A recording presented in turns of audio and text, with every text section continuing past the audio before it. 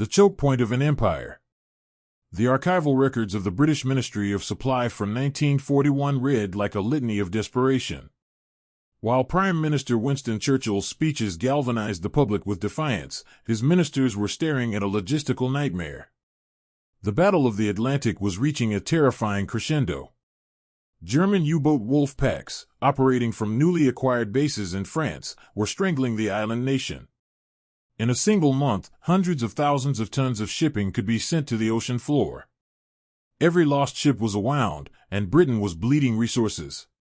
Among the most critical of these was timber. Before the war, Britain was a nation built on imported wood, sourcing over 95% of its supply from Scandinavia and North America. By 1941, the Baltic routes were sealed by the Kriegsmarine, and the Atlantic crossing was a death trap. The numbers were stark. Pre-war imports had exceeded 11 million tons annually. By the war's height, this had been slashed by over 80%. Analysis, economic and logistical context. The strategic implications of this timber famine cannot be overstated. Timber was not a secondary resource, it was the fundamental skeleton of the war economy. The most immediate crisis was in the coal mines. Every ton of coal, the lifeblood of British industry, required vast quantities of wooden pit props to prevent tunnel collapse. Without them, coal production would cease, factories would fall silent, power stations would go dark, and the Royal Navy's ships would be stranded in port. Timber was also essential for communications, telegraph poles, transportation, millions of railway sleepers to carry troops and material, and armaments, rifle butts, munitions crates, and even the chassis of vehicles. Furthermore, it was a key component in aircraft production, most famously in the revolutionary de Havilland Mosquito, the wooden wonder. Lord Beaverbrook, the pugnacious Minister of Aircraft Production, recognized the crisis with chilling clarity. A declassified memo from his office dated October 1941 states bluntly, "The provision of timber is now a limiting factor in our production of bombers."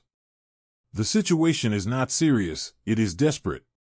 The entire British war effort was being throttled by the lack of simple wood, a choke point that threatened to bring the empire to its knees. Hello, listener, let me know where you're watching from. And if you don't mind subscribing to the channel and giving it a like, I'd be very pleased as the author. Enjoy listening. A grand life in the open air. With imports crippled, the only solution was to turn inward, to the ancient forests of England, Scotland, and Wales. But here, another crisis loomed, a catastrophic shortage of manpower. Traditional foresters, lumberjacks, and timber haulers were overwhelmingly male and of fighting age. They had been among the first to be conscripted into the armed forces, leaving a void in the home front workforce. The government initially imported experienced lumberjacks from Canada and Newfoundland, but they were too few to meet the voracious demand. The solution, born of sheer necessity, was radical. The Ministry of Supply turned to the Women's Land Army, WLA, an organization primarily tasked with agricultural work. In early 1942, a special branch was officially formed, the Women's Timber Corps, WTC. A recruitment drive was launched, targeting women between the ages of 17 and 40. Propaganda posters, now archived in the Imperial War Museum, depicted smiling, robust young women in uniform, working amidst idyllic woodland scenery under slogans like "Work in the Woods" and "A Grand Life in the Open Air." Analysis, biographical and human factors. The women who answered this call were a cross-section of British society, shattering any monolithic image of the country girl. While some did come from rural backgrounds, the majority were city dwellers seeking to escape the blitz, the tedium of factory or clerical work, or simply answering a profound patriotic call. Diaries and letters from the era reveal a kaleidoscope of motivations. A London shop assistant, bored of selling stockings, yearned for adventure. A secretary from Manchester, whose brother had been killed at Dunkirk, felt a burning need to contribute more directly. A young debutante from a wealthy family shocked her parents by trading a life of society parties for one of manual labor. For many, it was the first time they had ever left home, the first time they had ever lived independently. They were promised good comradeship, fresh air, and the chance to do vital war work. What the posters didn't show was the backbreaking nature of the labor, the isolation of the remote camps, the often primitive living conditions, and the deep-seated prejudice they would face from the few remaining male foresters who saw them as utterly unsuited for the job. From high heels to hobnailed boots. For the thousands of new recruits, the transition into the world of the WTC was a brutal shock to the system. They were ordered to report to one of several training centers established across the country, from Culford in Suffolk to Shantock in Hertfordshire. Upon arrival, they were stripped of their civilian identities and remade in the image of the Corps. The first order of business was the uniform. Each Lumberjill, as they were soon nicknamed, was issued a distinctive uniform, a green beret, a green jersey, a fawn shirt and tie, and famously, brown corduroy breeches and hobnailed boots.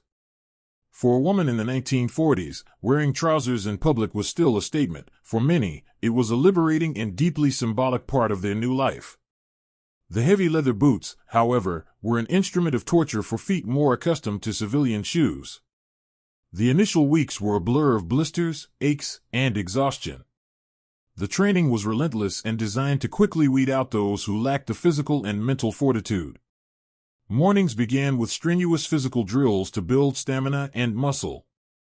They were then introduced to the tools of their new trade, which felt alien and impossibly heavy in their hands. Analysis, Archival Information and Human Factors, a training manual from the Culford Center, preserved in the Forestry Commission archives, outlines the curriculum. It was a crash course in a profession that normally took years to master. The first lessons were in tool maintenance, how to sharpen an axe to a razor's edge, how to set the teeth of a crosscut saw. Then came the practical application. They started on smaller trees, learning the feel of the axe, the rhythm of the saw. Instructors, often grizzled, skeptical veteran foresters, barked orders and offered little praise. A surviving diary of a recruit named Mary MacLeod, a 19-year-old from Glasgow, captures the experience vividly. My hands are a mass of blisters. My back feels as though it will break in two. The instructor, Mr. Black, watched me trying to swing the axe today and just shook his head, saying I'd swung it like a lass. I will show him. I will swing it better than any man. This sentiment was common. The initial skepticism of their male counterparts forged a powerful sense of collective determination among the women. They were not just fighting the Axis, they were fighting to prove their own worth in a world that had profoundly underestimated them. The art of felling and the misery whip. The core of a lumberjill's work was the felling of trees, a task that was as much a science as it was a feat of strength. The primary tools were the felling axe and the two-woman crosscut saw. The saw, a long, flexible blade with wicked teeth, was grimly nicknamed the misery whip for the agonizing, rhythmic toil it demanded. Felling a mature tree, perhaps a towering Scots pine or a massive oak, was a dangerous and precise ballet. The process began with the undercut or gob, a wedge-shaped notch cut into the side of the trunk facing the desired direction of fall. This was axe work, requiring precision and control. A poorly placed undercut could send the tree falling in the wrong direction, endangering the crew or smashing into other valuable timber. Once the undercut was complete, the two-woman saw team would begin the back cut on the opposite side. This was where teamwork and endurance were paramount. The women had to find a perfect rhythm, pulling the saw back and forth in a smooth, continuous motion. The sound echoed through the forest, the sharp hiss of the blade biting into wood, punctuated by the grunts of exertion.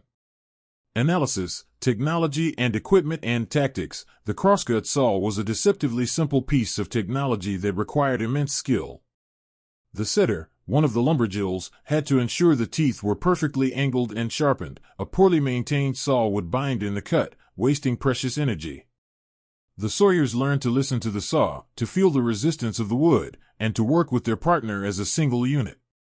As the back cut deepened, the tension in the forest would become palpable. The tree would begin to speak, emitting sharp cracking sounds as its fibers strained. The final moments were the most dangerous. With a deafening groan and a final crack like a cannon shot, the giant would begin to tilt, gathering speed before crashing to the forest floor with a force that shook the ground. The danger from falling branches, known as widowmakers, was ever present. This was their battlefield, and their tactics were those of applied physics and practiced coordination. Each tree successfully felled was a small victory in the larger war for resources, a tangible contribution measured in cubic feet of timber. Life in the green wilderness. Once trained, the Lumberjills were dispatched to their postings, scattered in remote camps across the length and breadth of Britain. The reality of their new life was often a stark contrast to the cheerful recruitment posters. Their accommodation ranged from requisitioned country manors to purpose-built camps of primitive wooden huts, often lacking electricity, running water, or proper sanitation. A report filed by a WLA welfare officer in 1943 concerning a camp in the Scottish Highlands notes, "The huts are cold and damp. The latrine is a simple trench. The women's morale is high, a testament to their spirit, but conditions must be improved if we are to maintain efficiency." They were isolated, miles from the nearest village, with their only contact with the outside world being a rare delivery of mail or a crackling wireless set. The work week was officially 48 hours, but often longer, in all weather conditions. They toiled through the freezing rain of winter and the insect-plagued heat of summer. Analysis, economic and human factors. For this grueling, dangerous work, a lumberjill's pay was abysmal. A fully trained woman earned around 38 shillings a week, from which a significant portion was deducted for board and lodging. A male forester doing the exact same work would earn closer to 60 shillings. This pay disparity was a constant source of bitterness and formal complaints, as documented in WLA administrative files. Yet, in the face of this hardship and inequity, a powerful and unique culture emerged. In the isolation of the forests, a deep camaraderie and sisterhood were forged. After a day of heavy labor, they would gather in their huts or canteens, mending their clothes, writing letters home, and finding ways to entertain themselves. They sang songs, put on makeshift plays, and shared stories. This collective bond was their most vital coping mechanism. It transformed a life of hardship into a shared adventure and sustained them through the exhaustion, the loneliness, and the knowledge that their vital contribution to winning the war was being performed far from the public eye, hidden away in the green wilderness of their island home. The unseen production line. The dramatic crash of a felled tree was merely the explosive start of a long and intricate process. For every Lumberjill team on the felling line, there were dozens more performing the less glamorous, but equally vital, tasks that transformed a fallen giant into usable war material. Once a tree was down, the measurers moved in. These women, often those with a quicker aptitude for mathematics, were the brains of the operation.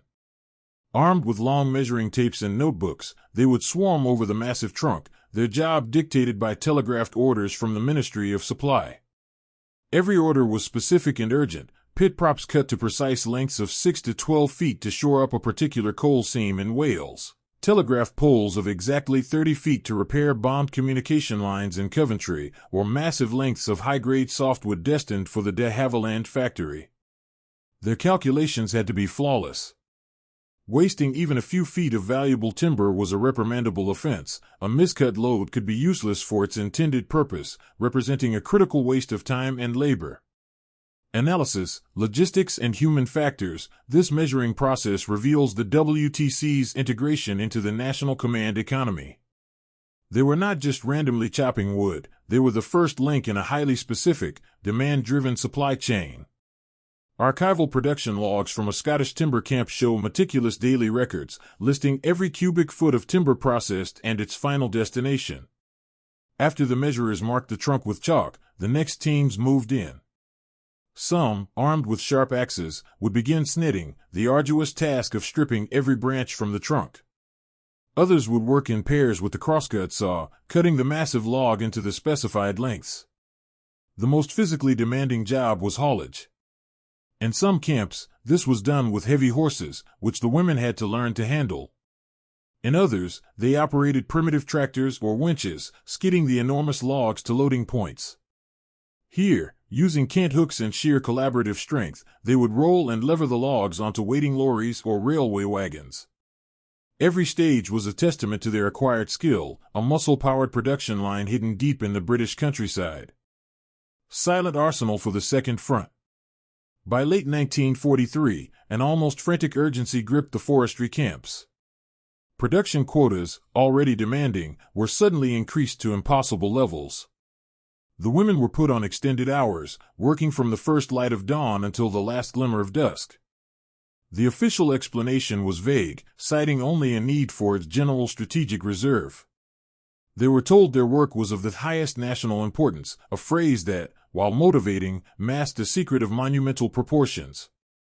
Unbeknownst to the Lumberjills toiling in the rain-soaked forests of Perthshire or the wooded valleys of Devon, they were building the foundations for the largest amphibious invasion in human history, Operation Overlord. The D-Day landings, planned for the summer of 1944, would be a logistical colossus, and its success depended as much on timber as on tanks and bullets.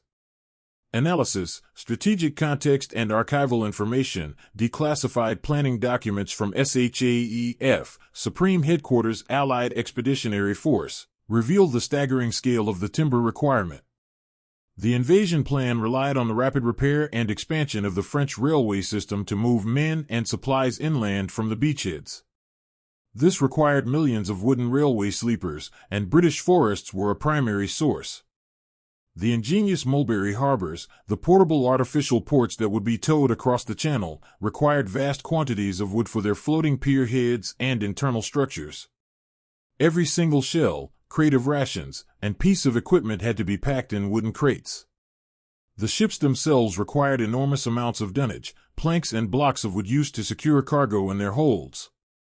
A memo from the Quartermaster General's office, dated January 1944, urgently requests an immediate surge in the production of low-grade softwood for dunnage and crating, without which the loading schedules for Neptune, the naval component of Overlord, cannot be met. The Lumberjills, unaware of the specifics, felt this pressure directly. Their work became a relentless, driving rhythm, a silent, vital contribution to a battle that had not yet begun. The price of timber, a battlefield of accidents. The forest was a place of serene beauty, but it was also an unregulated and extremely dangerous workplace. The Women's Timber Corps operated without the safety equipment that is standard today. There were no hard hats, no steel-toed boots, no chainsaw safety brakes, because there were no chainsaws. Every task carried a risk of serious injury or death. The most feared danger was the widowmaker, a large, dead branch that could break free from a tree's canopy during felling and plummet silently to the ground. A falling tree could kick back off its stump or fall in an unpredictable direction. The misery whipsaw could bind and then spring free, inflicting a grievous wound. Axes could glance off knots in the wood. Logs weighing several tons could shift unexpectedly during transport, crushing limbs and bodies. Accident report files from the Women's Land Army archives tell a grim story of fractures, deep lacerations, concussions, and sprains being commonplace. Analysis, human factors and archival information, a typical, tragic entry from a foreman's logbook in the New Forest in 1943 reads, 11:30 hours accident involving J. Evans, ID number 43512. Struck by falling limb during felling operation. Suspected multiple fractures and head injury. Transported by lorry to local infirmary. For the women, this constant danger was simply part of the job. They developed their own rudimentary safety protocols and a fierce instinct for looking out for one another. A shout of timber was a sacred rule, a command for everyone to look up and be ready. They became adept at field first aid, using their standard issue kits to bind wounds and splint broken bones in the middle of the woods. The shared risk deepened their bond. Unlike a soldier who might face intense combat for short periods, the Lumberjills lived with a low-level, grinding threat of danger every single working day for years. Their courage was not the explosive bravery of the battlefield, but the quiet, enduring courage of facing down daily peril to get the job done. The timber they harvested came at a cost, paid in their own sweat and, all too often, their blood. Strangers in a strange land. The sudden appearance of hundreds of young women in breeches, living in camps and doing men's work, was a profound culture shock for the conservative rural communities near which they were based. Initial reactions were often a mixture of suspicion, amusement, and outright hostility. There were government girls, outsiders from the cities who, it was assumed, knew nothing of country life and would soon give up. A Lumberjill's diary from a camp near the Welsh border recounts a trip into the local village where she and her friends were openly stared at and mockingly called woodpeckers by local youths. This social isolation, however, often broke down over time. As the villagers saw the women's relentless hard work, their skill, and their sheer determination, suspicion slowly turned to a grudging respect, and then to genuine warmth. They were invited into homes for a rare hot bath or a Sunday meal, forming friendships that would last a lifetime. Analysis, social and biographical factors. The social landscape of the forests was made even more complex by the presence of other groups. Professional, highly paid male lumberjacks from Canada and Newfoundland were brought over, and their camps were sometimes located near WTC camps. Initially, these seasoned professionals were deeply skeptical of the women's abilities. However, many archival and anecdotal accounts speak of this rivalry evolving into a kind of mentorship, with the Canadians sharing techniques for sharpening saws or safely felling particularly difficult trees. An even stranger dynamic existed with prisoners of war. Thousands of Italian and German POWs were also put to work in forestry. Lumberjills would often find themselves working a section of forest adjacent to a crew of enemy soldiers under armed guard.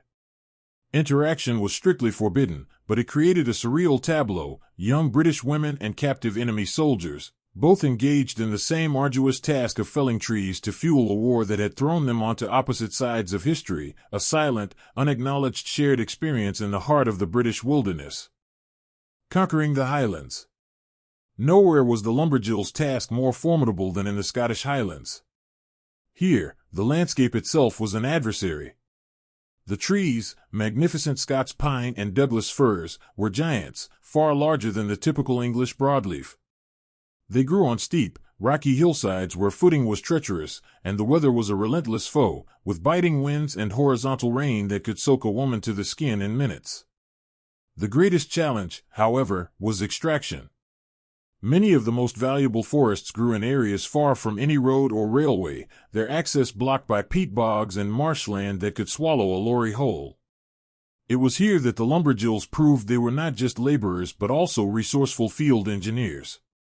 Tasked with extracting timber from an inaccessible glen, they would undertake the monumental task of building their own roads. Analysis, tactics, strategy, and ingenuity. Their primary solution was the corduroy road, a technique dating back to Roman times. They would fell smaller, non-commercial trees and lay the trunks side by side, perpendicular to the direction of travel, directly onto the boggy ground. This created a jarring, bumpy, but effective trackway capable of supporting the weight of the timber-hauling tractors and lorries. Building these roads was backbreaking work, involving felling hundreds of trees, hauling them into place, and securing them, all with hand tools. Photographic archives show teams of women, covered in mud from head to toe, wrestling logs into position. This was tactical problem-solving on a fundamental level. They were adapting ancient technology to solve a modern logistical problem, using the resources of the forest itself to defeat the challenges of the terrain. Their work in the Highlands was a testament not just to their physical strength, but to their intelligence and ingenuity, proving they could master not only the tools of the trade but the unforgiving environment in which they worked. The buzz bomb menace and a new urgency. The summer of 1944 brought a complex emotional cocktail to Britain. On one hand, there was elation. The D-Day landings on June 6 were a success. Allied troops were fighting their way through Normandy. For the first time, a clear path to victory seemed possible. But just 1 week later, on June 13, a new and terrifying weapon was unleashed upon southern England. The Fieseler Fire 103, a pilotless flying bomb known to Londoners as the buzz bomb or doodlebug, began its campaign of terror. The distinctive sputtering sound of its pulse-jet engine, followed by an eerie silence as it plunged towards its target, became the soundtrack of a new blitz. This created a sudden, desperate new demand for the Lumberjills' output. Every bomb blast ripped through homes and infrastructure, creating an insatiable need for timber to shore up damaged buildings, build emergency shelters, and repair essential services. The demand for railway sleepers surged once more, not just for the advance in France, but to keep the domestic network running under this new aerial assault. Analysis, strategic and economic context. This phase of the war demonstrates the fluid, reactive nature of the home front economy. The WTC's production priorities had to shift almost overnight. A Ministry of Supply directive from late June 1944, urgently circulated to all timber corps foremen, ordered a maximum effort pivot to produce short-length, high-strength timber for urban structural support. The women, who had just been part of a secret, offensive build-up for Overlord, were now on the defensive front line of a domestic crisis. The psychological impact was significant. Many Lumberjills were city girls whose families were now living directly under the V1 threat. Letters and diaries from this period are filled with a new anxiety. A young woman felling trees in Cumberland would listen to the BBC News on the wireless in the evening, praying the report of a strike in South London hadn't been in her own neighborhood. This personal connection imbued their work with a renewed, grim purpose.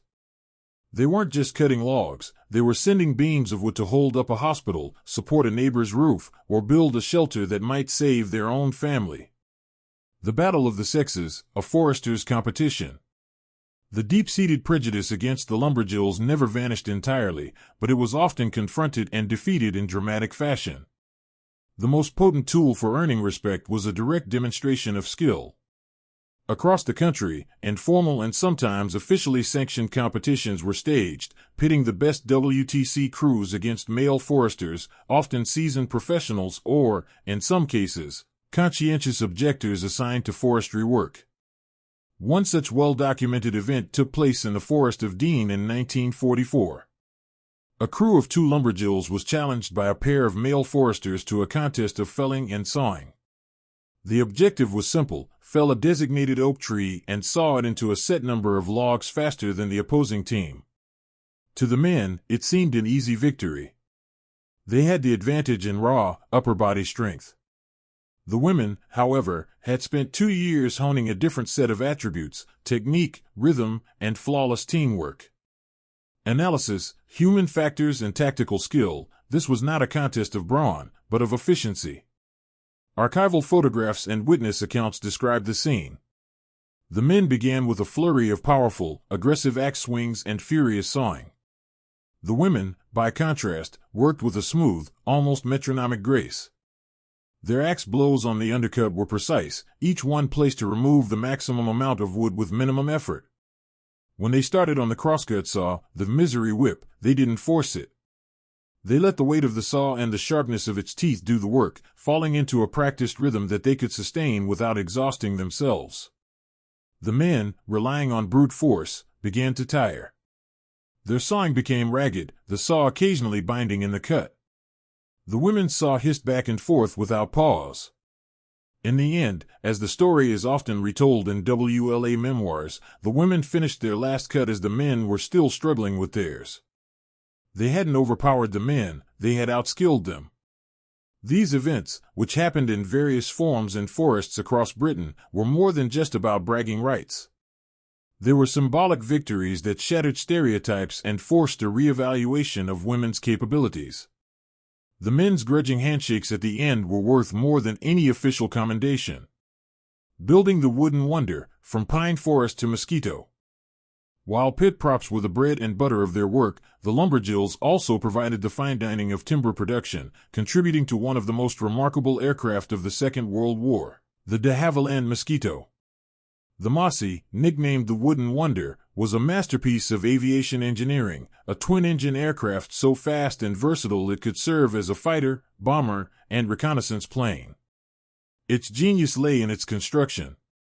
At a time when aluminum was a critically strategic material, the Mosquito was built primarily of wood, a plywood balsa plywood sandwich, bonded with casein glue. This required timber of the absolute highest quality, primarily Sitka spruce for the internal spars and birch or Ecuadorian balsa for the fuselage monocoque. This is where the most skilled Lumberjills came in. Not all trees were destined to become pit props. Certain sections of forest, particularly in Scotland and the Pacific Northwest, via import, were designated for aircraft production. Analysis, technology, equipment, and industrial production, the WTC crews assigned to this task became timber connoisseurs. They learned to identify the perfect tree, straight-grained, free of knots, and of a certain age and diameter. Felling these trees required an even higher degree of care to avoid any stress fractures in the wood. The logs were then transported not to a standard sawmill, but to specialized processing plants. Here, other women were employed in the delicate work of peeling the logs into massive, thin veneers. These veneers were then graded, dried, and shipped to furniture factories across the country, like the one run by Harris Liebes in Tottenham, which had been repurposed for Mosquito production. The Lumberjills were the very first stage in this decentralized, innovative manufacturing process. A woman swinging an axe in a remote Scottish glen was directly linked to the pilot flying a photo reconnaissance mission over Berlin. It was a powerful illustration of how their raw, physical labor was transformed into the cutting edge of military technology, helping create an aircraft that the head of the Luftwaffe, Hermann Göring, famously admitted he envied for its speed and design. A sisterhood forged in sawdust. The isolation and shared hardship of the camps forged an intense and unique social environment. The women of the WTC developed their own culture, complete with a distinct slang, shared rituals, and an unshakable support system. After a 10-hour day of grueling labor, they would return to their huts, bone-weary and covered in sawdust and mud. The evenings were a time for recovery and camaraderie. The air in the common rooms would be thick with the smell of wet wool drying by the stove, mingled with wood smoke and cheap soap. Mending was a constant activity. The rough work shredded their uniforms, and photos from the time show women with needle and thread, patching the knees of their corduroy breeches or darning their thick socks. Letters were the lifeline to their old world, and there would be a communal silence as women scribbled away by the dim light of a lantern or a weak electric bulb. Analysis, archival information, and human factors, surviving diaries, like that of Dorothy Taylor, provide a window into this world. She writes of the simple pleasures, a shared bar of chocolate, a new record for the camp's wind-up gramophone, the collective joy of listening to the BBC's music while you work. They organized their own entertainment, concerts, dances where some women would play the man, and impromptu comedy skits mocking their foremen or the privations of camp life. This self-made culture was a crucial psychological defense. It combated loneliness, relieved the monotony of the work, and reinforced their collective identity. They were not just individual workers, they were a unit, a sisterhood of the saw. When a woman received bad news from home, it was the others who comforted her. When someone was too exhausted to finish a task, a friend would quietly take on some of her load. This powerful bond, forged in the sawdust and mud of the forests, was the invisible engine that drove the women's timber corps. It was the human element that no government directive could create, but without which the entire enterprise would have failed. The unsung specialists, the pit prop girls. While the image of a lumberjill felling a towering pine is the most iconic, the most strategically vital and voluminous part of their work was the relentless production of pit props. These women were the foundation upon which Britain's entire industrial war machine rested. The demand was astronomical, calculated in the millions of props per year. Specific regions of the WTC were dedicated almost exclusively to this task, their operations tied directly to the needs of the major coalfields. A lumberjill assigned to propping became a specialist in a high-volume, repetitive, yet crucial task. The work was less about the dramatic felling of giants and more about the efficient processing of smaller, faster-growing trees like larch and Corsican pine. A team would clear-cut an entire section of forest designated for propping. Analysis, economic and logistical context, the process was an early form of mass production. The measurers would mark out the felled trees, not for single large orders, but into as many standard-length props as possible. The saw teams would then follow, their crosscut saws moving in a steady, unceasing rhythm all day long. A different kind of expertise was required, the ability to judge the diameter of the wood by eye, to know which section of a tapering trunk would meet the specifications for a particular mine. A prop destined for a shallow seam in Kent had different requirements from one needed for a deep, high-pressure seam in the Rhondda Valley. The logs were then stacked in enormous, house-sized piles, awaiting transport. The Lumberjills became masters of logistics, using winches and horse teams to load them onto specialized trains that ran directly from the forests to the pitheads. The connection was direct and unambiguous. Without the constant flow of these props from the WTC, the coal miners could not work. Without coal, the factories would stop, the fleet would stall, and Britain would freeze. The pit prop girls were unsung, their work dirty and repetitive, but they were arguably the most important single group within the entire timber corps, the silent guardians of the nation's energy. Victory in Europe and an uncertain future. On May 8, 1945, VE Day, celebrations erupted across Britain. In the remote forestry camps, the news was often received via crackling wireless broadcasts. There were cheers, tears, and impromptu parties. The war they had fought so hard for, in their own unique way, was finally won. Yet, for the women of the Timber Corps, this momentous occasion was tinged with a profound sense of uncertainty. Unlike the soldiers, sailors, and airmen, there was no clear demobilization plan for them. The demand for timber did not cease with the end of hostilities in Europe. In fact, in some ways, it intensified. The nation faced the monumental task of reconstruction. Tens of thousands of bombed-out homes needed to be rebuilt. The railway network, worn down by 6 years of relentless traffic, required wholesale replacement of its sleepers. The pit props were still needed to mine the coal that would power the recovery. The Ministry of Supply, therefore, was reluctant to disband its cheapest and most reliable source of forestry labor. Analysis, Economic and Social Transition, government documents from mid-1945 reveal a debate within the ministries. Should the WTC be disbanded quickly to allow women to return to domestic life and free up jobs for returning servicemen? Or should it be maintained to deal with the Reconstruction crisis? For the Lumberjills themselves, the situation was complex. Many were exhausted and longed to return home to families they hadn't seen properly in years. But others had found a freedom, an independence, and a sense of purpose in the forests they were loath to give up. A survey conducted by the WLA in late 1945 shows that a significant minority wished to pursue forestry as a permanent career, a notion that was almost unthinkable for a woman before the war. They had mastered a trade, developed skills, and proven their mettle. The end of the war was a victory, but it also signaled the end of a unique way of life and the beginning of a difficult transition back into a society that had not yet figured out where these capable, independent women now fit. The forgotten army stands down. The Women's Timber Corps was not disbanded in a single day. Instead, it was slowly wound down over a period of more than a year. While the Whiter Women's Land Army continued its agricultural work until 1950, the WTC, as a distinct entity, officially ceased to exist in August 1946. There were no grand parades, no national victory marches for the Lumberjills. Their demobilization was a quiet, piecemeal affair.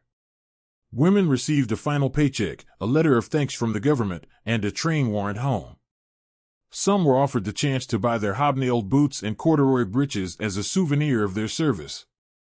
They packed their bags, said emotional goodbyes to the women who had become their sisters, and left the remote camps that had been their world. They returned to the cities and towns they had left years before, often finding themselves strangers in their own homes. Analysis, Social and Human Factors. The return to civilian life was a jarring anticlimax. They had been part of a vital national effort, performing physically demanding, skilled work. Now, society expected them to slip back into traditional roles, to become wives, mothers, secretaries, or shop assistants. Their incredible wartime experiences were often met with incomprehension or disinterest. As one former Lumberjill, Jean Stewart, recalled in an oral history interview decades later, "We came back, and no one wanted to know. They'd ask what you did in the war, and you'd say, 'I was a Lumberjill.' They'd look at you blankly. They knew about the land girls in the fields, but not us in the woods. It felt like we'd been forgotten already." This sense of being the forgotten army became a defining part of their post-war identity. Their contribution, hidden away in the forests, was less visible and less understood than that of the women in the munitions factories or the military auxiliary services.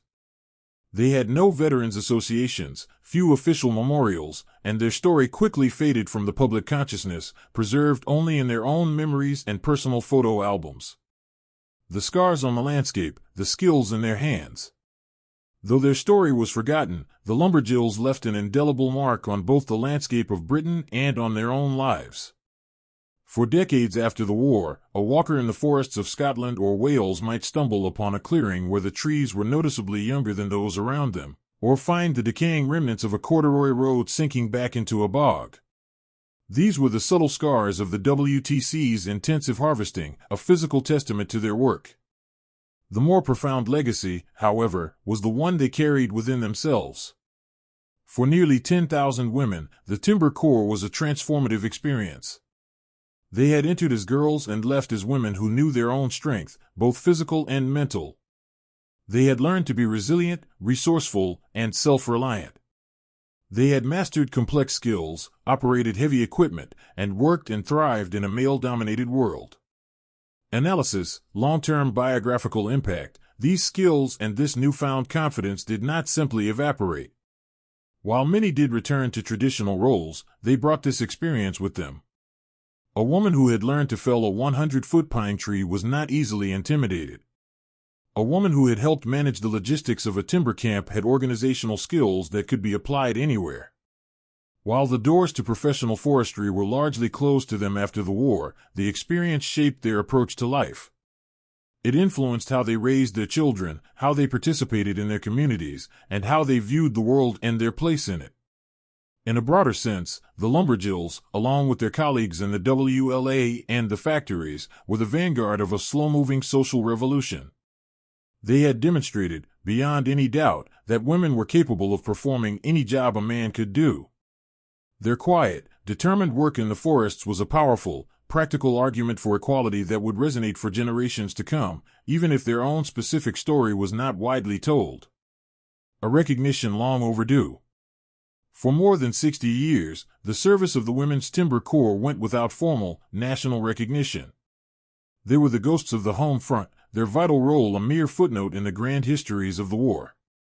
Their contribution was overshadowed by the more visible stories of the Blitz, the Codebreakers, and the armed forces. But the surviving Lumberjills, by then elderly women in their 80s and 90s, did not forget. Through personal memoirs, small reunions, and the efforts of their descendants and historians, their story began to re-emerge from the shadows in the early 21st century. The growing recognition of women's roles in history created a new interest in these forgotten pioneers.